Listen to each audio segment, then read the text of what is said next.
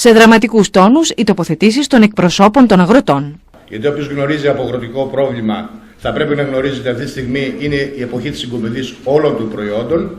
Δεν κάνει ημερίδες για τον αγροτικό τομέα. Εκτός και αν δεν θέλει να ακούσουν οι αγρότες, θέλουν να ακούσουν κάποιοι άλλοι.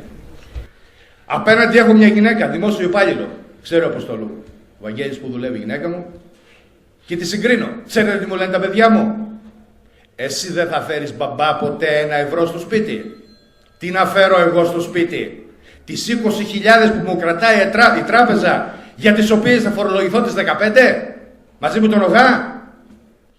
Ποια είναι η προκοπή μας? Τι θα κάνουμε τώρα? Θα φέρουμε νέους στην καλλιέργεια? Το έχουμε δει το έργο πάλι. Θα φέρουμε παιδάκια από την Αθήνα να φάνε τις 17.000 ευρώ. Θα έρθουν σε μένα να μου χτυπήσουν το ενοίκιο, να μου το πάρουν πάλι, να πληρώσουν τον ιδιοκτήτη μαύρο, όπως το πληρώνω και εγώ το ενοίκιο μαύρο στην συντηρητική του πλειοψηφία, και χαιρετίσματα. Θα πάρουν τα λεφτά και θα φύγουν. Αυτή είναι η πραγματική ζωή, αυτή είναι η πραγματική οικονομία. Καλαμπόκι. Παράγουμε τώρα καλαμπόκι. Έρχεται από τη Βουλγαρία με 13 λεπτά. Εγώ του πουλάω 18. Άμα βγάλω τους φόρους και την ασφάλεια μένουν 5. Στο Βούλγαρο μένουν 10. Μιλάμε για πλαίσιο, για οργάνωση συνεταιρισμών, μιλάμε για ανάπτυξη, μιλάμε για εξαγωγική δραστηριότητα.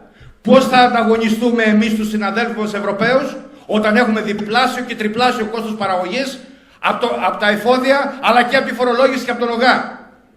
Πήγαμε ξεκάθαρες προτάσεις.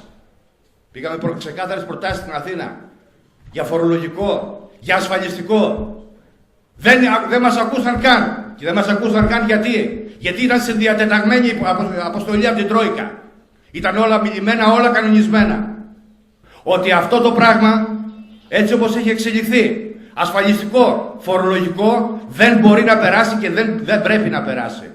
Ήδη είπαν οι συνάδελφοι εδώ ότι είναι απλήρωτο στην συντηρητική του πλειοψηφία και θα μείνει απλήρωτο. Γι' αυτό το πράγμα να είστε βέβαιοι. Δεν μπορεί καμιά γιαγιά στο χωριό να πληρώσει 1.500 ευρώ minimum σύνταξης του ΟΓΑ. Τους είπαμε τότε ότι στέκεται το ασφαλιστικό μας. Μπορούμε να το πληρώσουμε. Ας μας βάλουν αυξήσεις. Μπορούμε να το πληρώσουμε. Δεν μας ακούσανε.